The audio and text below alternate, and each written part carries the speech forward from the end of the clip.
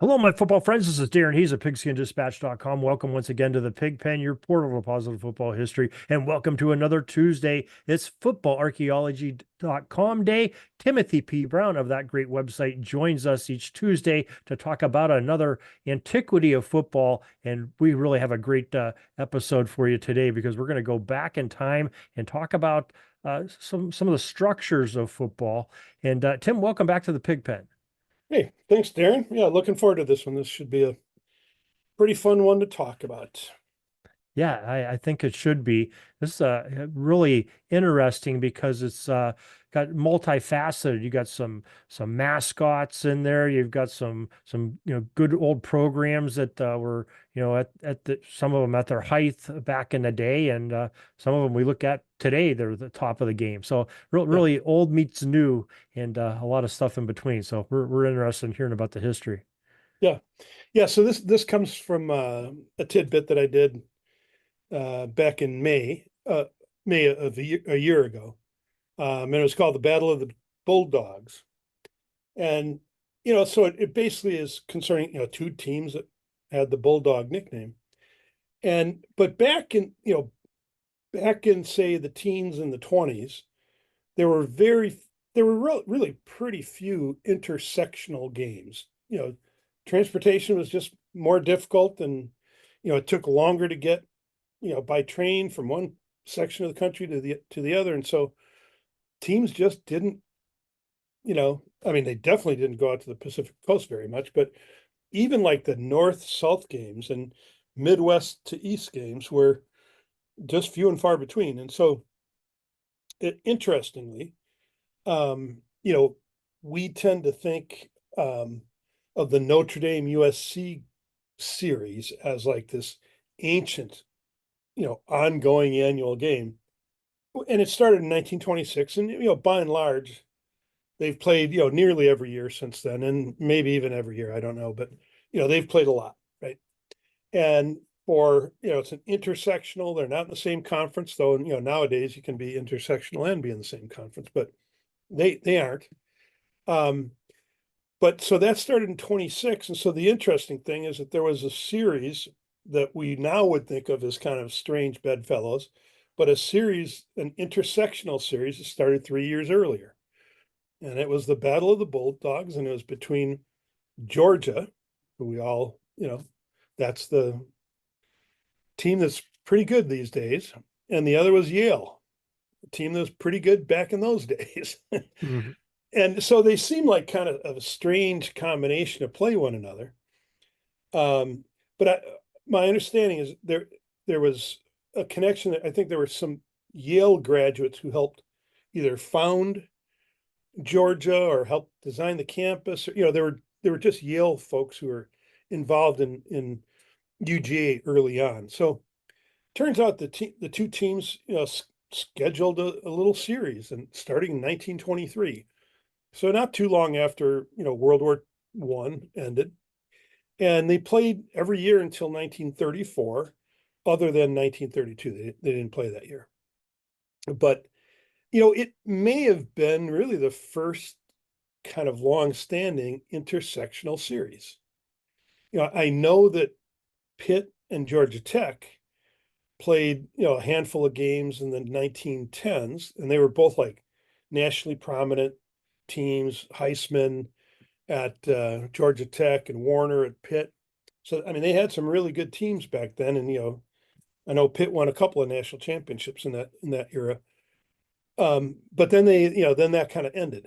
So this one was really something else. So you got this classic Eastern school that is, now we look back and we know that they were kind of on the downswing of their power, but they had dominated early football, them in Princeton, really. Um, so anyways, they set up game or a series, and as was normally the case, Georgia went to Yale each year. Back then Yale had the biggest stadium in the country. Um, they could draw a big crowd, and so if you were looking to make some money by playing a game, you were, like most teams, you're going to be better off going to Yale and playing there. Plus, Yale and Harvard both had some like faculty policies that you could only leave campus once a year. So you'd either those two would either play at Princeton or at Harvard, and then switch it, each year. But anyways, so the first four games they play in at Yale, and Yale wins. you know, Hmm. they were the better team back then. And but then in 1927, um, Georgia upsets Yale, at Yale. Um, and that, so that was kind of a big deal. And in 28, Yale, ends up winning again at home. So they're standing like 5-1 in Yale's favor. And then in 1929, Georgia was opening up Sanford Stadium. Until then, they had played at Sanford Field, which was like a dual, one of those old wooden dual purpose baseball and football fields. So Sanford, which is where they still play now, but it's been remodeled, 57 times. Um, that 29 was the first game there, and Yale goes down there and wearing their heavy wool jerseys on a hot day in Georgia, and they lost 15-0. So it's just that's just kind of a funny little side I, look to the I story. wouldn't want to be the equipment manager carrying the laundry that day. That's No, for sure. no, and you would think that they would have thought ahead, but maybe they just figure, oh, we're going to beat them anyways. But so then they played four more times. They played in 30, 31, 33, and 34, all again back at Yale, and Georgia won all four of those. So it's just one of those games or a series where you look at that and the sequence of losses, and then Georgia, sneaks in there and wins one, and then you know, then they end up winning, five in a row in terms of games played. That was also the first time anybody had beaten Yale 5 games in a row. Um, so it's kind of emblematic of turning the tide. It's the shift of power from I, now I what don't are I the don't think you're allowed to use the word tied and Georgia in the same sentence. I think that's sorry. again that's a football law. I think they're Okay. against that. Well, I wasn't aware of that law, but I'm going to write that one down right here. I think they probably find offense to that somehow. But yeah, I mean, so it's just one of those great examples of the times they are changing. And you know, Columbia went to the Rose Bowl in 34. That was a little bit of a fluke, but and Harvard had been in the Rose Bowl in 20. But it was pretty much that those classic Eastern teams were starting to fall on hard times, and de-emphasizing and all that kind of stuff. And now they play as the Ivy League today, but so they've clearly gone in a different direction than Georgia. But Yeah. still, cool series, intersectional series, one of the first. Um, and the relative strengths of the program switched during the course of the series. So Yeah, that it's was cool stuff. sort of right at that tipping point where Yeah, Yale is sort of starting their decline and Georgia's starting their incline. So it's kind of interesting. It was a pretty balanced games, it sounds like, in a yeah, yeah, series for a yeah. while And there. actually, even when Georgia won, I think one of the years they won by like 14, but otherwise it was like they won by 6 or 3 years. They were close games, but they still won. Right. Yeah. Playing at Yale. I, I So wonder, I mean, there's probably no way to know, but it would be kind of a cool thing.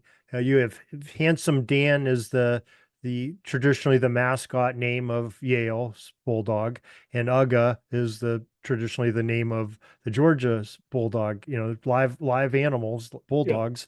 And I wonder, if they were ever at the same game during those series. I wonder if they traveled. That'd be yeah, kind of cool, but an iconic picture if there would have been one, but yeah. I will. I'll look into that. The Uga and Handsome Dan. Yeah, that'd be kind of interesting. That'd really bring the Bulldog versus Bulldog. Yeah, I mean, there's old pictures of the Army mule and the Navy goat, back in that time Right. period. Whether the dogs got together or not, I'm not sure. Yeah. But Oh, yeah, so anyway, it's just kind of interesting story. Kind of a yeah. fun deal.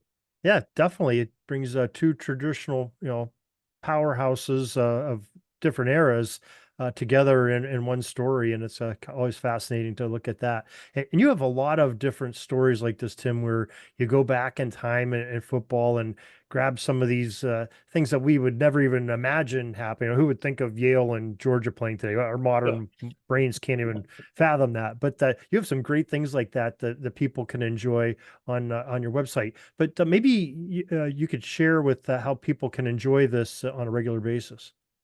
Yeah, best thing to do is just go to the footballarchaeology.com, subscribe, and then you'll get an email every time that I release a story, which, nowadays I'm, 3, sometimes 4 a week, sometimes 2 if I'm feeling lazy or I'm just busy.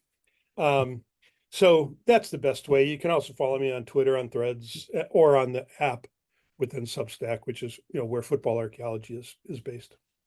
All right. Well, that's great investment of time to learn about football on a regular basis and see some of these things from antiquity.